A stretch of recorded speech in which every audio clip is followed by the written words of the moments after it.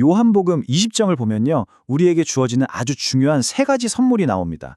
바로 평강, 믿음, 그리고 생명인데요. 오늘은 이 본문을 가지고 그 깊은 의미가 대체 뭘지 같이 한번 파헤쳐 보겠습니다. 오늘 우리가 나눌 이야기들은 김충 목사님의 설교 자료를 바탕으로 했다는 점 먼저 말씀드릴게요. 자, 그럼 진짜로 시작해 볼까요? 자, 부활절 이야기하면 왠지 막 기쁨과 환희로 시작할 것 같잖아요. 근데 아니에요. 이 이야기는요. 부활절 첫날 저녁에 그야말로 극심한 두려움 속에서 시작됩니다. 아니, 분명히 부활했다는 소식은 들었거든요. 그런데도 제자들은 공포에 완전히 질려 있었던 거예요. 그냥 문을 닫은 수준이 아니에요. 성경을 보면 문들을 닫았더니 라고 되어 있잖아요. 이건 정말 빗장을 단단히 걸어 잠그고 꽁꽁 숨어 있었다는 뜻이죠. 이게 그냥 무섭다 이 정도의 감정이 아니었던 거죠. 정말 복합적인 감정들이 막 뒤엉켜 있었어요. 생각해보세요.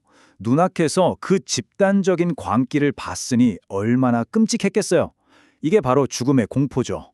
게다가 예수님을 버리고 다 도망쳤다는 그 죄책감, 그리고 십자가 앞에서 정말 아무것도 할 수 없었다는 무력감까지 이 모든 게 제자들을 완전히 짓누르고 있었던 겁니다. 바로 그 순간에요. 이 두려움과 죄책감으로 꽁꽁 잠겨있던 그 방 안으로 예수님이 찾아오신 겁니다. 문을 열고 들어오신 게 아니에요. 정말 신기하게도 그 모든 물리적, 심리적 장벽을 그냥 통과해서 그들 한가운데에 딱 나타나신 거죠. 자, 그럼 예수님이 나타나셔서 제일 먼저 뭐라고 하셨을까요? 너희들 다 어디 갔었냐? 이렇게 막 혼내셨을까요? 전혀요. 그분이 건넨 첫 번째는요. 제자들의 실패를 꾸짖는 게 아니라 정말 깊은 의미가 담긴 선물이었습니다. 그분의 첫 마디는 마치 선포와도 같았어요. 너희에게 평강이 있을지어다. 근데 여기서 말하는 평강이라는 단어가 진짜 중요해요. 이게 그냥 아무 일 없는 고요한 상태, 그런 뜻이 아니거든요. 헬라어로는 에이레네인데 이건 히브리어 샬롬에서 온 개념이에요. 샬롬은 훨씬 더 깊은 뜻을 가지고 있죠. 바로 하나님과의 관계가 완전히 온전하게 회복된 상태를 의미하는 겁니다. 아니, 하나님과의 관계를 회복시키는 그런 강력한 평강이라니 도대체 그 근거가 뭘까요? 어디서부터 오는 걸까요? 그 대답은요. 놀랍게도 상처에 있었습니다. 예수님이 자신의 못 박힌 손과 창에 찔린 옆구리를 직접 보여주세요. 이게 무슨 의미겠어요? 이 평강이라는 선물은 그냥 주어진 게 아니라 바로 이 십자가의 대가를 치렀기 때문에 가능한 거라는 걸 그 상처로 직접 증명해 보이신 거죠. 자, 첫 번째 선물이 평강이었죠? 그럼 두 번째 선물인 믿음으로 넘어가 볼게요. 이 믿음이라는 선물은요, 공교롭게도 그 자리에 없었던 제자, 바로 도마의 이야기를 통해서 아주 선명하게 드러납니다. 다른 제자들이 얼마나 흥분했겠어요? 도마한테 달려가서 우리가 주님을 봤어! 하고 외쳤겠죠? 그런데 도마의 반응은 어땠나요? 아주 냉소적이었어요. 웃기지 마. 내가 직접 그 손의 못자국을 보고 내 손가락을 그 옆구리 상처에 넣어보지 않고는 절대 못 믿어. 이렇게까지 말한 거예요. 완전한 물리적 증거를 요구한 거죠. 그리고 8일이 지났습니다. 제자들은 또다시 한 곳에 모여 있었어요. 재밌는 건 문은 여전히 굳게 잠겨 있었다는 거예요. 아직도 두려웠던 거죠. 하지만 이번에는 달랐어요. 도마가 그 자리에 함께 있었습니다. 바로 그때 또 예수님이 나타나셔서 곧장 도마에게 말씀하세요. 근데 그게 화를 내시는 게 아니었어요. 오히려 도마의 그 의심을 정면으로 다뤄주시는 아주 따뜻한 초대였죠. 네 손가락을 이리 내밀어서 내 손을 만져봐라. 네 손을 내밀어서 내 옆구리에 넣어봐라.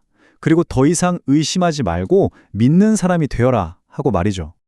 그 순간 도마가 뭐라고 대답했을까요? 상처를 만져보지도 않아요. 그는 그 자리에서 무너지듯 고백합니다. 이게 요한복음 전체에서 가장 위대한 신앙 고백으로 꼽히는 구절이죠. 나의 주님이시오, 나의 하나님이십니다. 바로 이 지점이 핵심이에요, 여러분. 도마의 믿음은요. 그가 스스로 막 애써서 만들어낸 게 아니라는 거예요. 이건 명백히 선물이었어요. 그의 그 깊은 의심 속으로 직접 찾아와 주신 부활의 예수님께서 주신 선물, 그 자체였던 거죠. 자, 평강을 통해 관계가 회복되고 믿음이라는 선물을 받았어요. 그럼 이 모든 만남과 선물이 향하는 궁극적인 목적지는 어디일까요? 바로 생명이라는 마지막 선물입니다. 실제로 요한복음 저자는 이 책을 왜 썼는지 그 목적을 아주 분명하게 밝혀요. 내가 이 모든 것을 기록한 이유는 여러분이 예수가 바로 하나님의 아들 그리스도이심을 믿게 하려는 것이고 또 그 이름을 힘입어 생명을 얻게 하려는 것이다 라고요. 바로 이게 이 책의 존재 이유인 셈이죠. 그런데 여기서 말하는 생명도 우리가 흔히 생각하는 거랑은 좀 달라요. 그냥 오래 사는 장수 아니면 죽고 나서 시작되는 그런 생명이 아니에요. 이건 하나님의 영원한 생명, 즉 전혀 다른 차원의 삶의 질을 말하는 거예요. 그리고 그 생명은 믿는 바로 그 순간 사망에서 생명으로 옮겨져서 지금 시작되는 거고요. 죽음이나 두려움이 더는 어쩌지 못하는 그런 생명 말이죠. 자, 그럼 이제 이 세 가지 선물을 한번 쫙 연결해 볼까요? 평강, 믿음, 생명. 이 세 가지는 그냥 따로따로 있는 선물이 아니라 서로 정말 깊이 연결돼서 하나의 큰 흐름을 만들어내고 있습니다. 이 흐름이 정말 명확하게 보이지 않나요? 첫째, 예수님의 십자가를 통해 평강이 주어지고 하나님과의 깨졌던 관계가 회복됩니다. 둘째, 그 회복된 관계라는 탄탄한 기초 위에서 예수를 나의 주님으로 고백하는 믿음이 생겨나죠.